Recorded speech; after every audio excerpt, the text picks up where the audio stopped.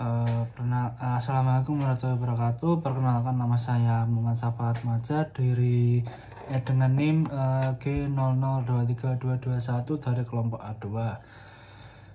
Pada kesempatan kali ini saya akan mempresentasikan tentang sirkulasi darah. Pertama, sirkulasi darah manusia dewasa. Jadi sirkulasi darah manusia dewasa itu terbagi jadi dua. Ada sirkulasi darah magna, itu yang besar, sama parva atau darah kecil, persebaran darah kecil.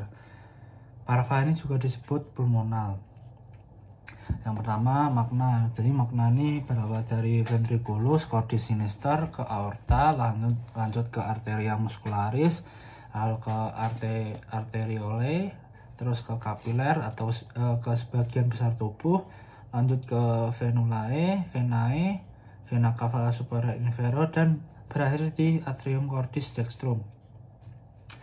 Kalau parva ini agak sedikit persebaran sebanyak magna, yang diawali dari ventriculus cordis dexter, terus ke truncus pulmonalis, lalu ke pulmonalis, lalu ke pulmo untuk oksigenasi, lalu ke pulmonalis lagi, lalu yang terakhir berakhir di atrium cordis sinistrum.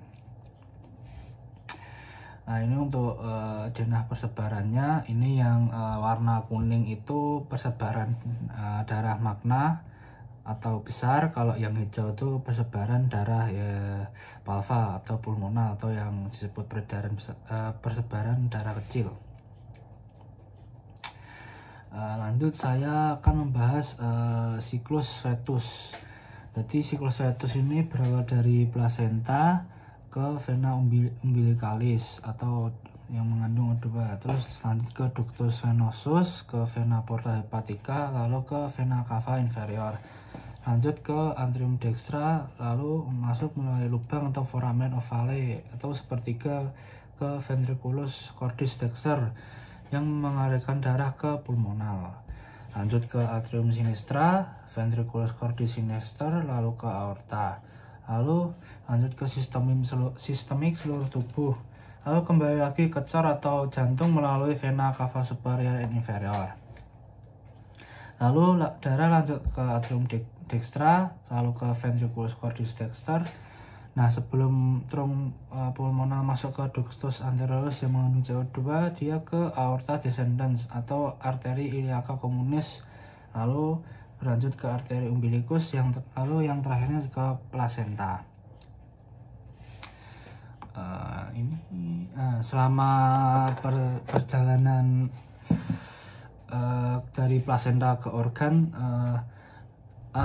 placenta ke organ-organ janin, darah di dalam vena umbilicalis secara bertahap kehilangan kandungan oksigennya yang tinggi sewaktu. Jadi tinggi sewaktu darah ini bercampur dengan darah yang terdesaturasi. Nah, percampuran ini dapat terjadi di tempat-tempat berikut, Pak. Nah, ini tertera pada gambar berikut. Nah, yang pertama ini ada di hati, terus ada di hati, terus bercampur dengan sejumlah kecil darah yang kembali dari sistem porta, terus ke vena cava inferior, lalu ke antrium kanan, terus ke antrium kiri.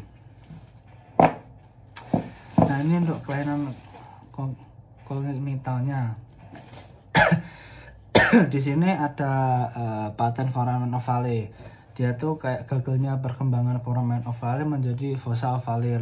Terus PVO biasanya tidak menimbulkan gejala, namun dalam beberapa kasus dapat menyebabkan masalah seperti stroke parah atau serangan migran. Lalu paten ductus arteriosus, yaitu gagalnya perkembangan ductus arteriosus menjadi ligamentum arteriosum. Hal ini akhirnya mengakibatkan aliran darah itu dari aorta ke arteri pulmonalis yang mengalami tekanan tinggi. Lanjut, ada ventricular septal defect, yaitu kayak lubang abnormal pada septum intraventrikuler. Nah, ini akhirnya mengakibatkan darah itu dapat mengalir dari ventrikel kiri ke ventrikel kanan dan kemudian ke paru-paru. Terus atrial septal defect. Nah, ini tuh lubang abnormal pada septum atrium. ASD ini memungkinkan aliran darah dari atrium kiri ke atrium kanan. Nah, sekian presentasi dari saya. Bila ada kurang lebihnya mohon maaf. Terima kasih.